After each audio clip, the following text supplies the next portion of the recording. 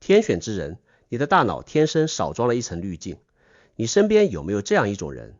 你花了3個月才看明白的一件事，他聽你說了2句話，眼睛一亮，說我懂了。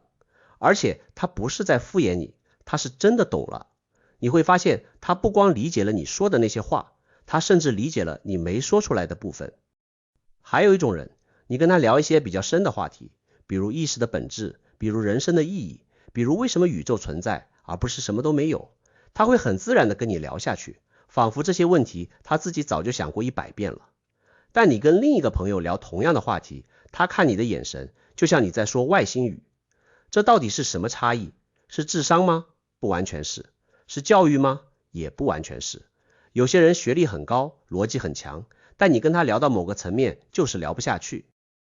而有些人可能連大學都沒上過，但你一說某個東西，他秒懂。在民間話語體系裡，這種人被叫做天選之人；在修行圈子裡，這叫善根深厚；在神秘學裡，這叫頻率高。但如果你把這3個標籤撕掉，底下到底是什麼？今天我想用3把刀，從3個完全不同的方向，把這個現象切開來看一看。Hello， 大家好，我是王立杰。第一把刀，認知神經科學。2021年，牛津大學出版社旗下的一本權威期刊發表了一項關於人格特質和大腦網絡的研究。研究者發現了一個非常有趣的現象，在心理學的大5人格模型中，有一個維度叫做經驗開放性。得分高的人，想象力豐富，對新事物充滿好奇，容易被美和深層思考打動。得分低的人更務實，更喜歡確定性，对抽象話題不感興趣。關鍵發現是什麼呢？高開放性的人，大腦裡有一個叫默認模式網絡的系統，它的內部連接更加鬆散。默認模式網絡，我在之前的視頻裡講過好多次了，它是你大腦裡那個自動講故事的系統。你不做任何事情的時候，它就開始運轉了。它在編你是誰的故事，編你過去發生了什麼的故事，編你明天應該幹什麼的故事。它是你感覺到自己是自己的那個主要生產車間。正常人的默認模式網絡內部連接很緊密，它像一台運轉順暢的老機器，咔嚓咔嚓的講着同一套故事。你是張三，你是個工程師，你有個老婆，2個孩子，你的人生應該是這樣的。這套故事講得越順暢，你對自己是誰這件事越確定，你對世界的解釋也越固化。但高開放性的人不一樣，他們的默認模式網絡內部連接更鬆散。如果正常人的自我敘事系統是一面牆，高開放性的人的自我敘事系統更像一扇百葉窗，光可以從縫隙裡透進來。這意味着什麼？意味着他們對自己是誰這個問題的答案不那麼堅固，他們更容易動搖已有的認知框架，更容易接受一個完全不同的视角，更容易在聽到某句話的時候突然覺得，等等，我之前的整個理解可能都是錯的。注意，這個發現的重點不是說這些人更聰明，而是說他們的大腦對已有結論的執着程度更低。然後我們再看另一个相關概念。上世紀90年代，精神分析学家恩斯特·哈特曼提出了一個叫心理邊界的概念。他把人分成厚邊界和薄邊界2種。厚邊界的人，現實和幻想之間有一道清晰的分界線，自我和他人之間也有一道清晰的分界線。他們活在一個結構感很強的心理世界裡。這不是壞事，這種人往往非常穩定，非常可靠。薄邊界的人呢？現實和幻想之間的那道牆比較模糊，他們更容易做非常生動的夢，更容易被音樂或者藝術打動到不能自已，更容易在看電影的時候完全忘記自己是在看電影。他們和世界之間的隔離層更薄。哈特曼做了大量測試之後發現，薄邊界和直覺能力高度正相關，相關係數達到了 0.4 到 0.5， 這在心理學裡已經算是很強的關聯了。換句話說，那些你覺得第六感特別準的人，很可能就是薄邊界人格。他們不是通靈，他們是大腦裡那層濾鏡比較薄。接下來更有意思的來了，有一個心理學概念叫吸收特質。高吸收特質的人容易完全沉浸在某種體驗中，聽音樂的時候忘記了時間，冥想的時候覺得意識離開了身體，甚至在日常生活中突然進入一種極度清明的狀態。德國的一個研究團隊在2005年發表了一個重要發現，他們發現吸收特質與一個叫做 5-HT2A 受體的基因多態性有關。具體來說，有一個基因位點叫 T102C， 攜帶 TT 基因型的人，大腦中這種受體的密度更高，他們的吸收特質得分也顯著更高。為什麼這個發現如此關鍵？因為 5-HT2A 受體恰好就是迷幻藥物的主要靶點，不管是 LSD 還是裸蓋菇素，它們發揮作用的核心機制就是激活這個受體。你停下來想一秒，那些天生覺得世界更透明、更容易進入深度體驗狀態的人，他們大腦中天生就有更多的這種受體，他們的生物硬件配置和那些需要通過致幻劑才能暫時達到類似狀態的人，跑在同一條神經化學通路上。一個人不用吃任何東西，就能在冥想中看到極度清晰的內在景象，另一個人吃了蘑菇才能有類似體驗。不是前者修行更高，是兩個人出場的受體配置不一樣。這就是第一把刀給我們看到的東西。所謂天選，在神經科學的手術台上是一組可以被測量的生理參數，默認模式網絡的連接鬆散度、心理邊界的厚薄、5-HT2A 受體的密度。第二把刀，唯识學。如果你看了我之前關於唯识學的視頻，你應該記得一個概念叫遍計所值。簡單說，就是我們的意識在感知世界的時候，會自動給每個東西貼標籤，然後把標籤當成了事物本身。你看到一朵花，你的大腦說這是花，花是美的，於是你覺得你看到的就是花本身，但實際上你看到的是你大腦給你渲染出來的一個帶標籤的版本。真正的那朵花，那個依它起的實相，被你的標籤系統遮住了。遍計所值，就是你大腦上的那層濾鏡。現在關鍵來了，唯识學認為，不是每個人的遍計所值都一樣厚。為什麼呢？因為阿賴耶識裡儲存的種子不一樣。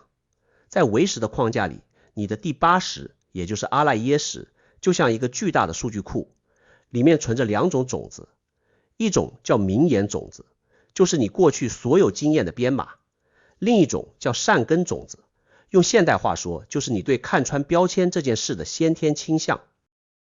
有些人阿賴耶識裡的善根種子特別多，特別強壯，這意味着什麼？意味着他們的遍計所值天生就比較薄。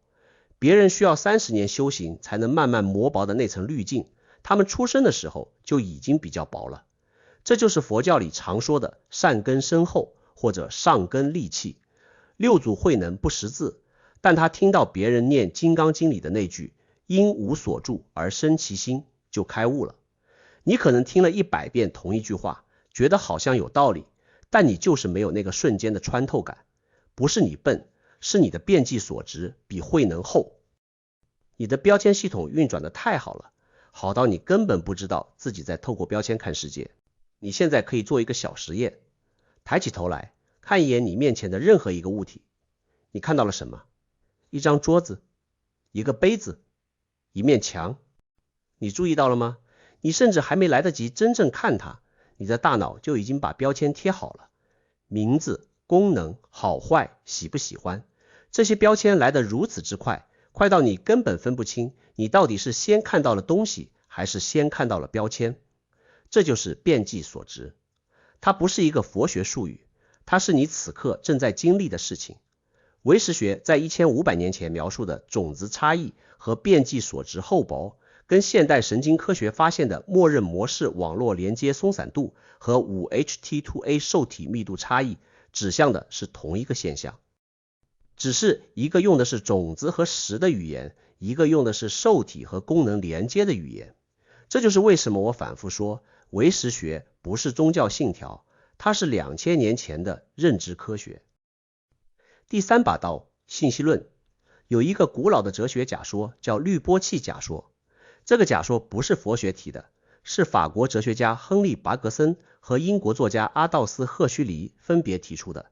他們的核心主張是，大腦不是意識的生產者，大腦是意識的過濾器。就像你家的自来水管上有一個濾芯，水是從外面進來的，但你喝到的水是被濾過的。赫胥黎說，我們的大腦就是那個濾芯。真實世界的信息量是无窮大的，但你的大腦為了讓你能在這個世界裡活下去，必須把 99.99% 的信息過濾掉，只留下對你的生存有用的那一點点。從信息論的角度看，這就是一個信噪比問題。所謂信號是真實世界的原始信息，所謂噪聲是大腦為了生存而制造的各種標籤、分類和簡化模型。正常人的大腦是一個非常高效的降噪器，它把海量信息壓縮成一個叫日常現實的東西給你看。你在這個壓縮版的現實裡生活、工作、養孩子，運轉得非常好，但代價是你幾乎看不到那些被過濾掉的信號了。所謂天選之人，從信息論的角度來說，就是濾波器的衰減係數比較低的人。他們的大腦過濾掉的信息沒有那麼多，所以他們能接收到一些別人接收不到的微弱信號。這聽起來像是一種優勢，對吧？但我必須告訴你硬幣的另一面，濾波器薄了，進來的不光是有用的信號，噪聲也會更多的湧進來。這就是為什麼高開放性、薄邊界的人往往也更容易焦慮，更容易過度共情，更容易在人群中感到不堪重負。他們那個薄薄的濾鏡，在讓他們看到更多真相的同時，也讓他們更難在日常生活中保持穩定。你有沒有注意到，那些你覺得特別通透的人，往往不太合群；那些你覺得第六感特別準的人，往往比較敏感，甚至有點脆弱。這不是巧合，這是同一枚硬幣的兩面。濾鏡越薄，看到的越多，承受的也越多。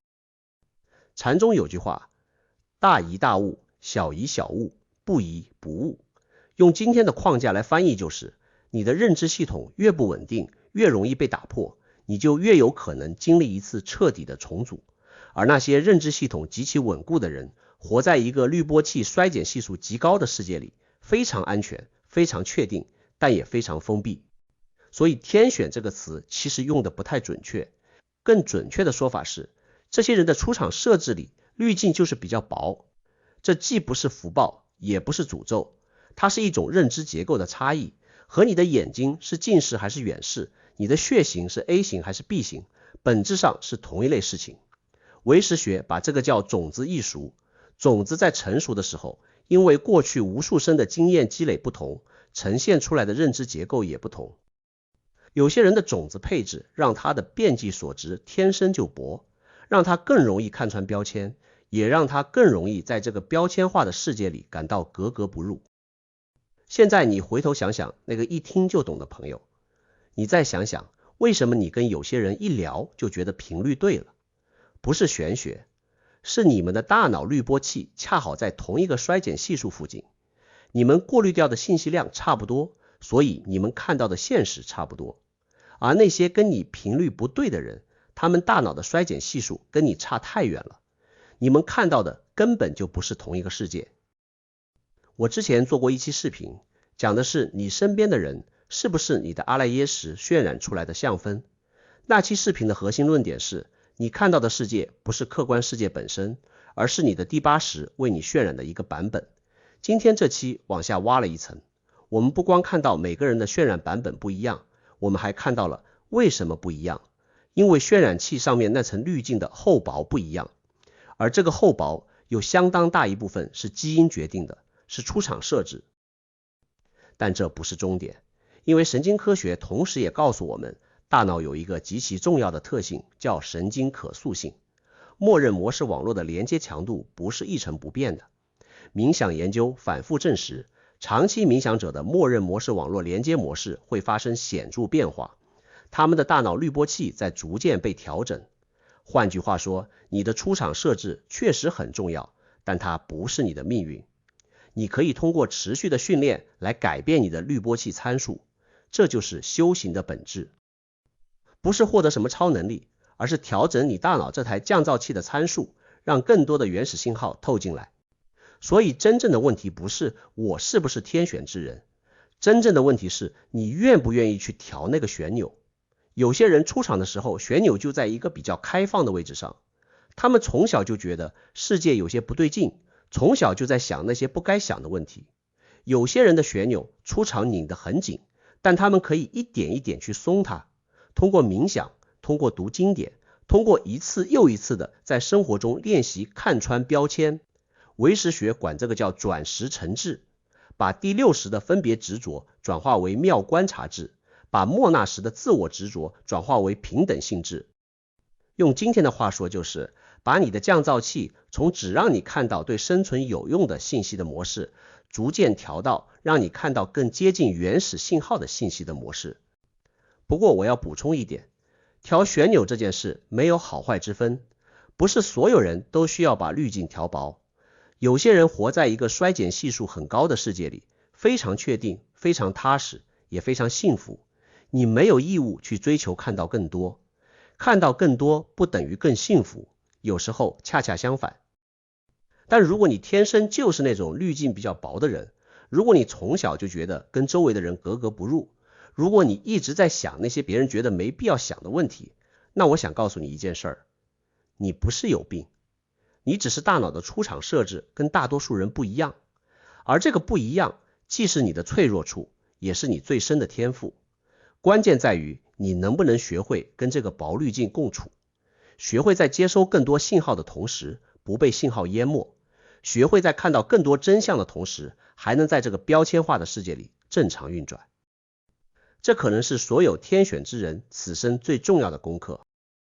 不過說到這裡，我突然想到一個更深的問題，如果大腦真的只是一個濾波器，那被過濾掉的那 99.99% 的信息去了哪裡？它們消失了嗎？還是說它們一直都在，只是你的硬件不允許你看到？如果有一天濾波器徹底關掉了呢？那個狀態是不是就是古人說的明心見性？這個問題我今天先不展開，留給你自己想一想。你覺得你是哪種人？你是那個濾鏡很厚，活在確定性裡的人，還是那個濾鏡很薄，一直在跟世界產生摩擦的人？或者你是那種正在試圖調旋鈕的人？你是怎麼發現自己跟別人頻率不同的？我很想聽聽你的故事。我是王立杰，我們下期見。